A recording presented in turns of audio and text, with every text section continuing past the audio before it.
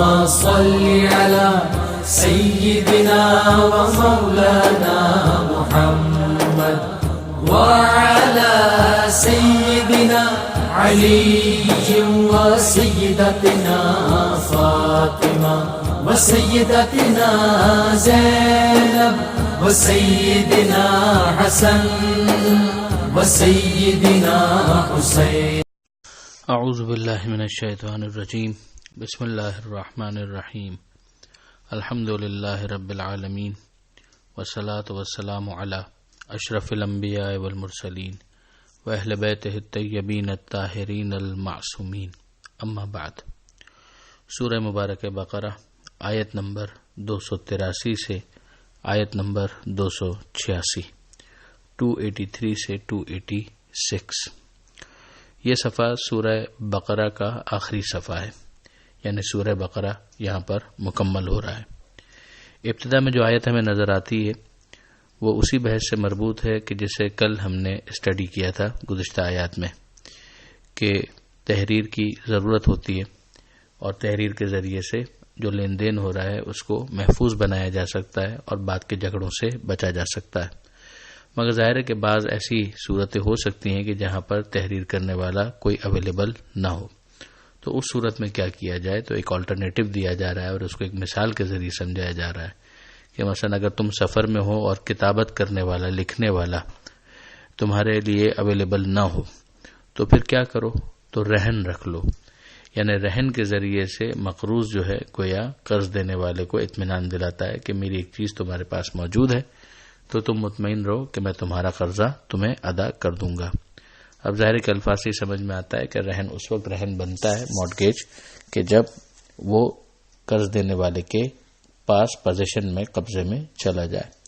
اور پھر ظاہر کہ ایک تیسری صورت بتائی جا رہی ہے کہ اگر مطمئن ہو تم میں سے کہ یہ جس کو میں قرض دے رہا ہوں وہ مجھے لوٹا دے گا، تو اگر رہن بھی نہ رکھوایا جائے تو بھی چلے گا، اور جس کے اوپر اعتماد کیا گیا ہے پھر وہ اس اعتبار کو ٹھیس نہ پہنچائے، اس اعتماد کو زد نہ پہنچائے، اور جو امانت اب اس کے پاس ہے وہ لوٹا دے.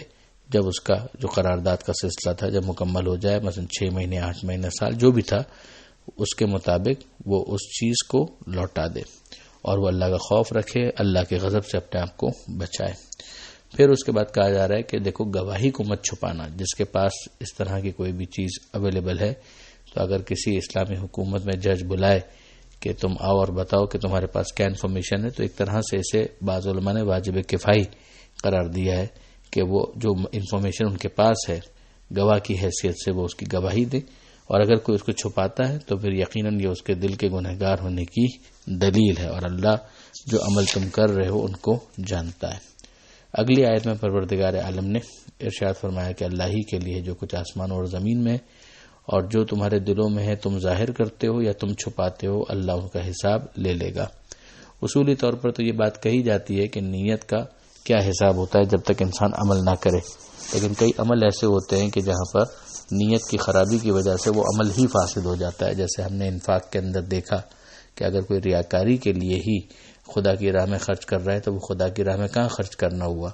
تو یہ چیز دکھاوے کے لیے ہے، تو یہ دکھاوے کی نیت تو دل میں ہے، جس کی وجہ سے وہ قابل محاسبہ اور اکاؤنٹیبلٹی کے لیے کوالیفائی کرتا ہے. اسی طرح سے جیسے شرک کا معاملہ ہے تو شرک تو دل ہی کے اندر ہوتا ہے کہ جہاں خدا کے ساتھ کسی کو معاذ اللہ شریک قرار دے دیا جائے. تو یہ چیزیں ہیں کہ جن کے اوپر محاسبہ ہو سکتا ہے.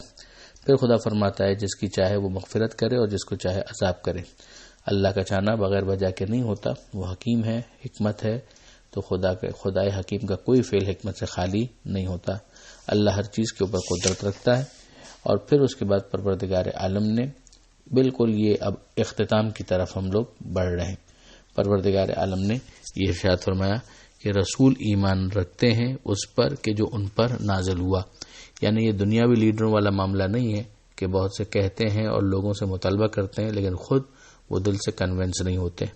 رسول پوری طرح سے کنونس ہیں، دل سے کنونس ہیں، وہ پوری طرح ایمان رکھتے ہیں کہ پروردگار عالم نے جو ان پر نازل کیا ہے حق ہے، جو انہیں منتخب کیا ہے وہ حق ہے. تو رسول کا ایمان ہے اس پر کہ جو ان پر نازل ہوا ان کے رب کی جانب سے، اور مومنین بھی ایمان رکھتے ہیں مومن بنتا ہی اس وقت ہے کہ جب اس کا ایمان ہو، صرف نمائشی ایمان نہ ہو، حقیقی ایمان ہو۔ پھر اس کے بعد وہ تفصیل بیان کی جا رہی ہے کہ یہ سب ایمان رکھتے ہیں اللہ پر بھی، ملائکہ پر بھی، کتابوں پر بھی اور رسولوں پر بھی، یعنی اللہ جو نازل کر رہا ہے، ملائکہ جو لے کر آ رہے ہیں، کتابیں وہ صحیفے وہ دستور جو ساتھ آ رہا ہے، اور رسول جن کے اوپر یہ ساری چیزیں نازل ہو رہی ہیں۔ پھر اس کے بعد ایک مسلمان کا عقیدہ کیا ہونا چاہیے رسولوں کے حوالے سے، وہ سمجھایا جا رہا ہے کہ لا نفرق بین احد من رسلہ، کہ ہم رسولوں میں کسی تفریق کے قائل نہیں ہیں۔ ان کی فضیلتوں کا فرق ہونا الگ بحث ہے، جس کو پہلے بتایا گیا کہ تلک الرسل فضلنا بعضهم علی بعض، ان میں بعض کو بعض پر ہم نے فضیلت دی، مگر رسول ہونے کے اعتبار سے ہم کسی فرق کے قائل نہیں۔ ہم آدم سے لے کر خاتم تک تمام رسولوں کو، نبیوں کو مانتے ہیں، ہم عیسیٰ کو بھی مانتے ہیں، ہم موسیٰ کو بھی مانتے ہیں علیہم السلام۔ یعنی یہ نہیں ہوگا کہ نؤمن ببعض و نکفر ببعض، بعض پر ہم ایمان لاتے ہیں اور بعض کا انکار کرتے ہیں، ایسا نہیں ہوگا۔ شریعتوں کا منسوخ ہو جانا اس بات کی وجہ نہیں بننا چاہیے کہ جو گزشتہ انبیاء ہیں ان کے نبی ہونے کا انکار کر دیا جائے۔ جو بہت اچھی ایک مثال دی صاحب تفسیر نمونہ نے کہ انسان جب نچلی کلاسز سے اوپر آتا ہے تو ظاہر ہے کہ جو پچھلی کلاسز ہوتی ہیں ان کا احترام اس کے دل میں باقی رہ جاتا ہے، اگرچہ وہ اگلی کلاس میں جا چکا ہے تو نصاب بدل گیا، لیکن جو پچھلی کلاسز کا جو ماحول تھا، جو وہاں پر اساتذہ تھے، ان کا احترام دل میں باقی رہتا ہے۔ پھر یہاں پر کہا گیا، انسان کو سمجھایا جا رہا ہے کہ وہ لوگ یوں کہتے ہیں، گویا ان کو یوں کہنا چاہیے کہ سمعنا و اطعنا، کہ مالک ہم نے سنا اور ہم اطاعت کرتے ہیں، غفرانک ہم تیری مغفرت کے طلبگار ہیں، ربنا تو ہمارا پالنے والا ہے، و الیک المصیر اور تیری بارگاہ میں ہمیں پلٹنا ہے۔ یعنی دنیا میں ہمارا طریقہ یہ ہوگا کہ ہم سنتے جائیں گے، اطاعت کرتے جائیں گے اور تیری مغفرت کے طلبگار رہیں گے، تو پالنے والا ہے اور بالآخر تیری طرف ہمیں پلٹ کر آنا ہے۔ اب جو ہمیں اس دنیا کے اندر مکلف بنایا گیا ہے، ذمہ داریاں دی گئی ہیں، ان کی کیا کیفیت ہے؟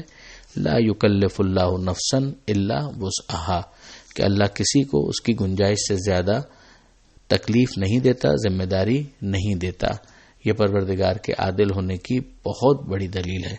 لہا ما کسبت وعلیہا ما اکتسبت، تو ہر نفس جو بھی انسان ہے جو وہ کماتا ہے تو اپنے فائدے کے لیے، اور جو اگر وہ کچھ برا کرتا ہے تو اس کا وبال بھی اس کے اوپر ہے۔ ربنا، اے پروردگار، اے ہمارے رب، لا تؤاخذنا، ہمارا مواخذہ نہ کرنا، ان نسینا او اخطأنا، اگر ہم بھول جائیں یا ہم سے خطا ہو جائے تو ہمارا مواخذہ مت کرنا، یعنی ہمیں معاف کر دینا۔ ربنا ولا تحمل علینا اسرا کما حملتہ علی الذین من قبلنا، اے ہمارے پروردگار، ہم پر ویسا بوجھ بھی نہ ڈالنا کہ جیسا گزشتہ امتوں پر ڈالا گیا تھا، یعنی ان پر جو بوجھ ڈالا گیا تھا ویسا بوجھ ہم پر نہ ڈالنا، جیسا پیغمبر نے فرمایا کہ مجھے آسان شریعت کے ساتھ بھیجا گیا ہے۔ گزشتہ شریعتوں میں بعض جگہ ہمیں روایتوں میں 50 نمازوں کا بھی ذکر ملتا ہے، اور بعض ان کی حرکتوں کی وجہ سے بھی سزا کے طور پر کچھ ذمہ داریاں ان کے اوپر ڈالی گئی تھیں۔ اور پھر اس کے بعد کہا گیا کہ اے پروردگار، یعنی انسان یہ دعا مانگے، یہ پروردگار کی طرف سے ہے، مگر گویا انسان اپنی دعا کو، خالق کے کیے ہوئے فیصلے کو اپنے دل کی آواز بناتا ہے جو مقتضائے عبودیت ہے۔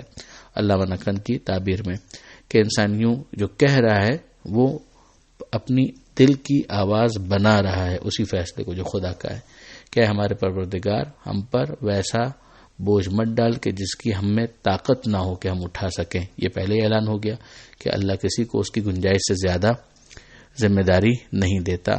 واعف عنا، ہمیں معاف فرما، واغفر لنا، ہماری مغفرت فرما، ورحمنا، اور ہم پر رحم فرما، معاف کر دے، یعنی جو ہم نے غلطیاں کی انہیں درگزر کر دے۔